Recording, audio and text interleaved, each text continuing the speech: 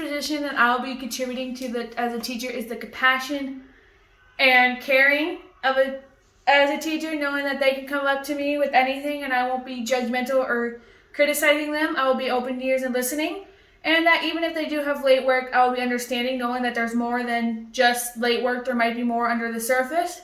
Some of the dispositions I do believe that I do need to work on is organization. I believe that if you're telling your students that you need to be organized, have things ready, and have them planned out, that you as a teacher as well should be as organized as they are. So that is something I will be working on. Some of the attributes should a professional educator have, that should possess, is that they need to set a good example for their students and not be a hypocrite or like do one thing and not do the other. So like if you're telling your students that you shouldn't be on your phone during class, you shouldn't talk in class, you shouldn't be on your phone, or you shouldn't talk to the teacher next door, if you already told your students, hey, you shouldn't be doing this, because then they won't take you seriously because they think you're doing one thing when you tell them to do the other.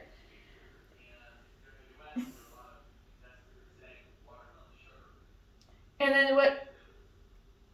then this should be guided through just the fact that you set the stamped guidance. So like if you say put your phones away in your backpack, then you should put your phones away in your purse or your backpack, whatever you bring with you. And you shouldn't have a double standard. So like if you say put your phone on silent, you should have your phone on silent unless it's for an emergency reason. But then you need to understand that if a student has the same emergency reason, that you let them have their phone out, but only use it for when it's an emergency.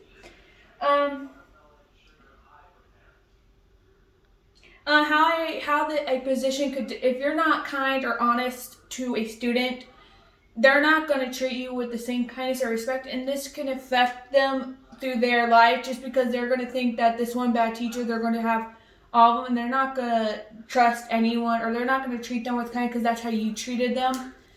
So your disposition can affect them negatively in the fact that you're setting their guidelines, you're setting their positions, you're setting their limitations to the world. You're shaping their outcome. So every teacher that goes by through them, you're shaping a different portion of them. Even if they're bad, you're going to think of most teachers that way, unless you get to that one golden ticket teacher that's perfectly like understanding, caring, and that's what we all need. And then how am I teacher properly? How will you uphold? I'll uphold these expectations by having rules in the classroom saying no phones. But there's also going to be where maybe instead of having late work, I'll say come talk to me instead if you have something going on that doesn't really affect your thing. If it doesn't affect, I understand things come up, things happen, and where you need to have that little bit of wiggle room, knowing it's going to be okay, because I've had late work and my teachers understood, so I want to have the same respect for them, understanding that things come up, life happens, we're not perfect, it's going to happen, we're going to have late work, but as long as you talk to me and you tell me, hey, it's going to be late for this reason, I'll understand. You can talk to me privately, and that's going to be the way it's going to happen. And